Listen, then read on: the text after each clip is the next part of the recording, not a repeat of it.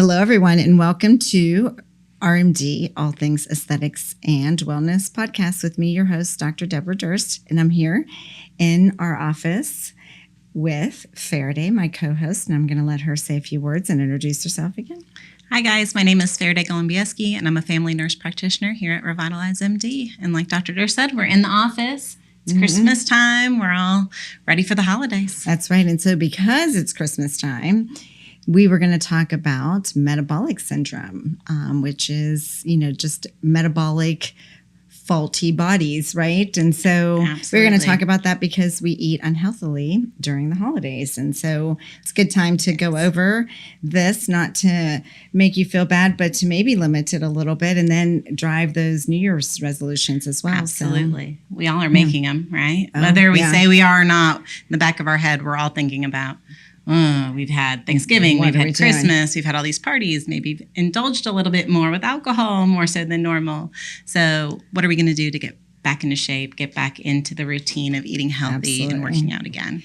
Well, and I think that from this point on, there's sweets at the office every day here. Yes. Like whether it's cookies, and our patients are awesome. They bring in cookies, and then the staff are always bringing in sweet things and making them. So it's a lot of unhealthy eating from this point on. So absolutely start thinking about the new year. But in the meantime, we're going to talk a little bit about metabolic syndrome. And if you haven't heard that, basically in traditional medicine, and we always talk about how things are addressed, you basically break things down into if you have high blood pressure, or you have high cholesterol, or you're overweight, or diabetes, that there's all these different things, and then they individually treat them with something. You get a blood pressure medicine, you get a cholesterol medicine, diabetic medicine. And again, sometimes the doctors are very proactive about talking about nutrition and fitness.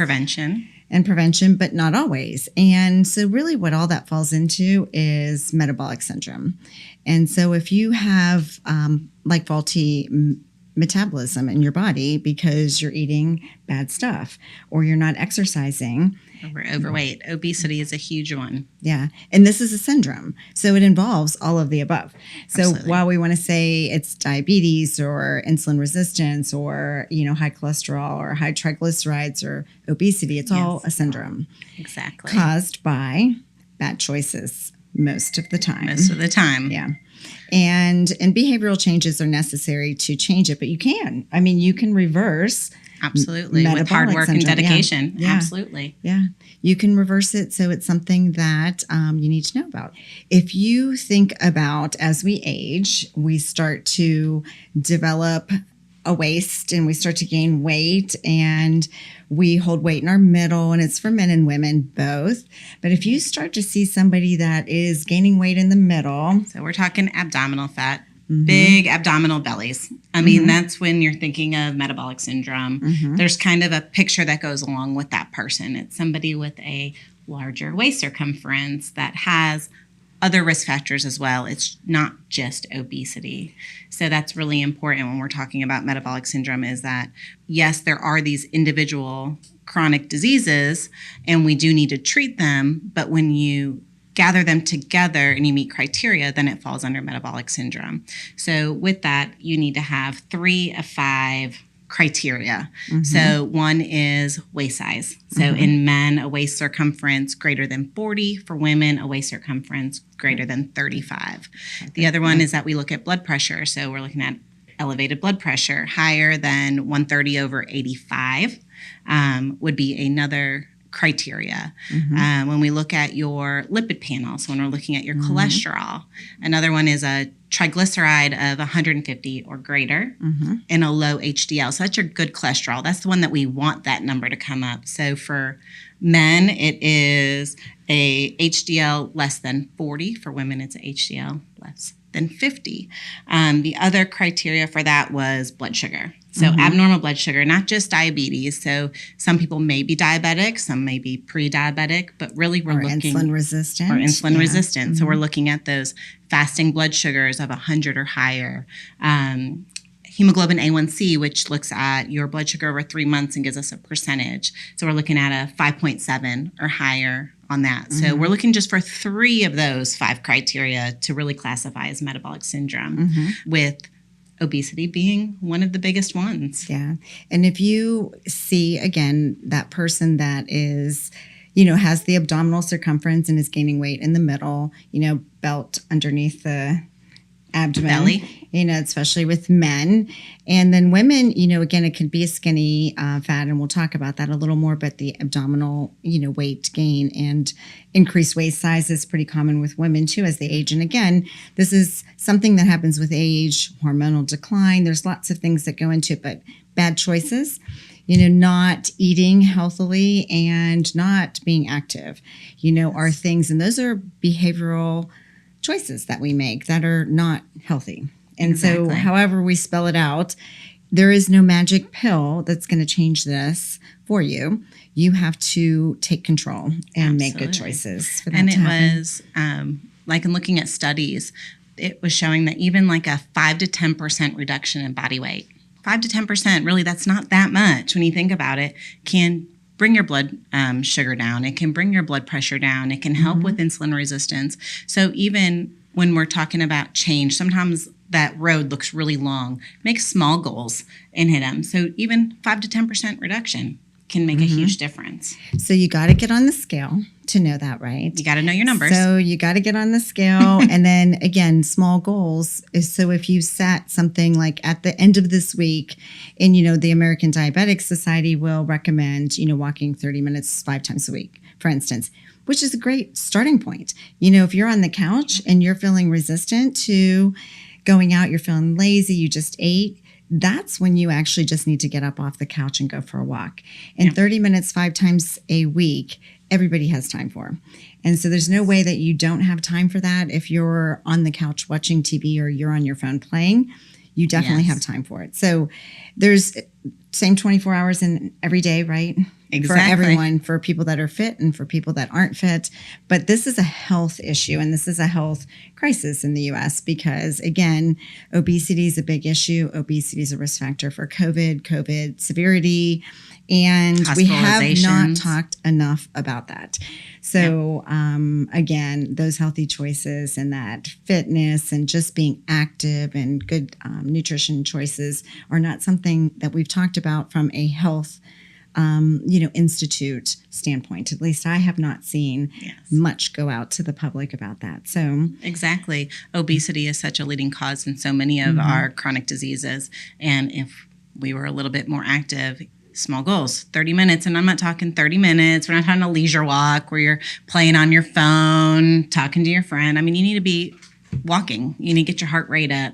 You shouldn't be able to sing a song, right? If you can sing and not huff and puff while you're walking, you probably need to pick up the pace a little bit. Although I would say, like, if you're on the couch and you're not making any time to walk, I would take a leisurely walk and sing a little bit, do something, just get off the couch. So that, or get off the phones. Get off the phones? Like we spend so much time on the phone. And so across the board, we need to be doing education for the public on this. And so again, small goals, like at the end of this week, I want to walk, 30 minutes 3 times this week. And you can walk outside. You don't have to have a gym membership for that. And then, setting some goals as far as I'm going to eat healthy, maybe reward yourself if you're used to desserts or whatever it is. Once this week I'm going to, on Sunday, if I've followed everything, potentially have a dessert on Sunday. So just taking responsibility for your choices so that you can prevent stuff. And so this is a reversible condition. And so if you think about fat cells are inflammatory, and all diseases start with inflammation. And so if you have excess fat that you can see, or visceral fat, so fat around the organs, especially, and almost across the board, if you have excess fat that you can see and you have an abdominal circumference that's bigger than it was, or arms or legs, if you have that, you have visceral fat. Yeah, for sure. There's some people that don't have much on the outside that you can see, but they still have visceral fat, and that's fat that basically wraps around your organs, and so they don't function like they should, like liver and pancreas, and therefore you have, again, insulin resistance and all that. So, but knowing this, so again, going to the doctor and getting a high blood pressure and then a pill, or a high cholesterol and then a pill, you're diabetic, let's put you on metformin. If they put you on a medicine but don't discuss choices and behavioral changes that can change that, then that's a disservice to you, because this is something that you can reverse. Absolutely. And then you're just adding on to it. So if you go to the doctor and you have high blood pressure and they put you on a blood pressure medication, but you don't make any changes in your life, next time you go to the doctor in a year, your cholesterol might be up. There's another pill. And we're just adding on to it. So you're just adding on to these disease processes by not changing or trying to fix root cause, by being more active, trying to eat more healthy. Definitely keeping track of your food daily on a food journal. People tell me all the time, I eat clean. Write down what you ate for the week and look at it and really be honest with yourself. A lot of us don't eat as clean as we think. I'm guilty of that. Sometimes I'll say, oh, I've done so good, but then we'll go, ooh, well, I did have this, or I did have that. I forgot about that. Or no, we hear a lot of, the eating healthy and, no added salt. But if you're doing processed foods or you're doing fast food, you have all of the above, like you're eating unhealthily, even if it's a chicken sandwich from somewhere, in that salt and processed food. So, and again, so there's studies, that 1 out of 7 Americans have metabolic disorders. Yes. So metabolic syndrome, or metabolic dysfunction, 1 out of 7 Americans. And if you think about it, then that's for people that are overweight. But if you look at people that actually have a normal BMI, somewhere between 18 and 25, you're still talking about 30 or 40% of them that are skinny fat with metabolic disorder as well. And so that's a huge percentage of people in the U.S. And we don't think that costs a lot of money. So again, pharmaceutical companies make a lot of money off the drugs that they're giving you, and you're paying a copay for that. Mm-hmm. There are people that can save tens of thousands of dollars a year in copays for their medications. And again, pharmaceutical companies are going to make money. So who's going to educate? Because if you follow the money, again, they have more control over public education, or lack thereof. They're not going to promote a healthy diet and fitness. No, they're promoting their medication on the commercials. Ask your doctor about whatever it may be. Fill in the blank with any medication that you see on a commercial. Yeah. And, there's definitely some needs for medications, and definitely until you get healthy, but these are reversible conditions. So behavioral changes, personal choice, and you can reverse these conditions. So you can get your blood pressure down, you can get your lipid panels better, and then come off those medications. Your insulin resistance. So again, a lot of times what they'll do is insulin resistance and diabetes is a spectrum too. So it's anywhere from I'm normal and I have normal blood sugars and A1Cs all the way to I have diabetes. And in between is an insulin resistance and a pre-diabetic. And we follow that with hemoglobin A1Cs. And so sometimes you'll get labs and they'll say, we're looking at a 3-month blood sugar. That's the hemoglobin A1C. Or even liver labs, looking at liver enzymes, looking at your ALT and AST. If you look at your annual physical, those labs are always going to be on there. Mm-hmm. So sometimes when we are having some insulin resistance, we can see it in there. The non-alcoholic fatty liver disease, you see that with those elevated levels. And that is where it's just not getting into the muscle like it should. It's bypassing, and the liver's having to deal with it and overflowing, and then we're seeing that breakdown in the tissue show up on labs. And fatty liver with, again, elevation of your liver function test, that means there's fat around the liver and they're not functioning, and you need to get that fat off. And so again, that is present sometimes when it's not visible on the outside, but always when it's visible on the outside. So again, things we can do. And again, as we age, we have some hormonal decline, and obviously, these are personal choices that we can make to make ourselves healthier. Yeah. And then there's also other steps you can do to prevent. And, if hormones are off, that's potentially something. But this is something you don't have to go to the doctor to do. This is something you can do at home, take control, and go be active and eat healthily and control, having to be on medications for. Exactly. And disorders. This is not, like Dr. Durst said, this is not just aiming at those that are obese. So there is, JAMA put out a study in 2019 because you brought up a normal BMI, but a larger waist. And they have an open study running of 155,000 postmenopausal women. And what they found out of that study was that with a normal weight, a waist circumference greater than 35, those women were 1/3 more likely to die of cancer or heart disease than those women that had a normal weight and a smaller waist circumference. So think about that. 1/3 more likely to die of cancer or heart disease with a normal weight, but an elevated waist circumference. That's huge. What does that tell you? This is not, we joke around, she, said skinny fat, but that's what we're talking about. This affects everybody. So visceral fat you can't see. So it is, it reaches more people. That's why, 1 in 7, or they'll say over the age of, median age of 52, over 50, 1 in 3 Americans have metabolic syndrome or fit that criteria. And if you think about it, if you have fat present that you can see, so like your thighs or on top of your knees, and these are things that women will experience as they age. Again, bra fat, back love of the handles. arms, love handles, and that I'm gaining weight. I'm doing all the same things that I used to do. So again, if your personal choices are good, then you want to potentially look at hormone optimization and other stuff. But if your personal choices need to be cleaned up, then do that first, or do that in conjunction with, talking to your primary doctor or seeking a hormone specialist to optimize those, because it'll help. But if you have fat cells present that weren't there before, that's a body composition change or, a change in your metabolism, and fat cells are inflammatory, which cause diseases. So when Faraday's talking about diabetic or cancer or heart disease or brain diseases and Alzheimer's and stroke. And so you're increasing your risk for all of the above. So increased stroke, increased risk of heart attack. And kidney disease, that's another one that goes with it. Yeah, absolutely. You have all of that, and then diabetes too, and diabetes puts you at risk for everything else. So if everyone's so concerned right now, I will stress this point, if we're so concerned right now about getting sick with a virus that now has been 2 years present, right? So it's a virus, we've had viruses and exposure forever.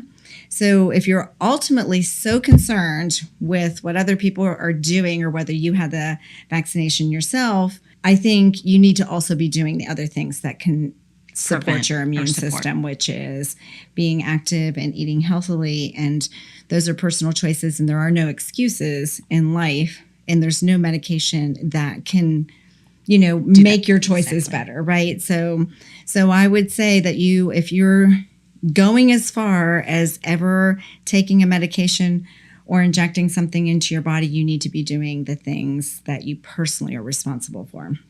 That's your part. So, and I think that we don't talk enough about that. We don't, especially when you look at hospitalization rates, and we're looking at obesity being so prevalent in those that are hospitalized and not getting better or dying. Disease, virus, any of the above, take your pick. It's a huge driver of it. It's a huge factor that we don't talk enough about. So I agree. We need to take responsibility for ourselves, be healthier overall, and not hope that a pill or an injection is going to do it for us. Yeah. Well, and I would go as far as always in life, just rules of nature, right? We're only we can only be responsible for ourselves. And so if you're doing everything you can do, then you feel pretty confident that if you happen to get an infection or you're in a car accident. I mean, again, there's a risk of living life every day, right? Exactly. You walk across the street and you get hit by a car. You're driving your car. There's a risk. Viruses are out there. That's a risk. But if you're doing everything you can do to keep yourself healthy, you're going to feel a lot better about recovering from anything that you get.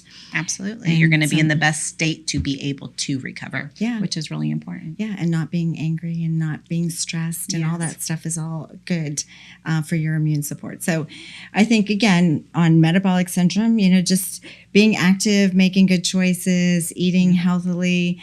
And as Christmas time comes around, we obviously know that we're going to eat a little a little more, I guess, unhealthy, and we're going to drink a little bit more. We're going to lose our usual discipline. So for that reason, I think that we need to at least beware of that, or be aware of that, and then also maybe just be a little more active. And again, it might be cold, but going outside is a good thing. Fresh air and walking doesn't cost you money. If you have a gym, do that, or just exercise and stretch in the house. Absolutely. Yeah. Run in place. Yeah, run in place. Because if you're eating a little bit out of the ordinary, then I think just be a little more active or aware of that. And then those New Year's resolutions too, right?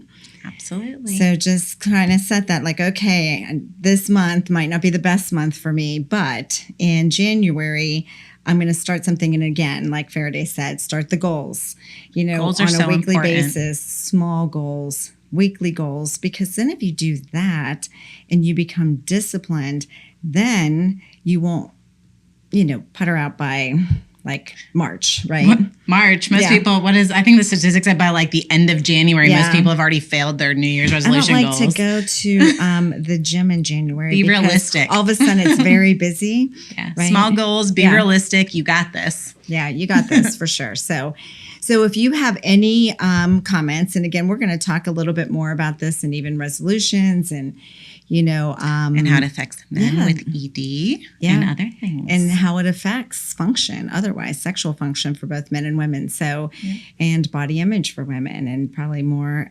erectile stuff for men. So if you have any comments, anything you want to share, anything you might have been told by a healthcare professional that you have questions about, please let us know.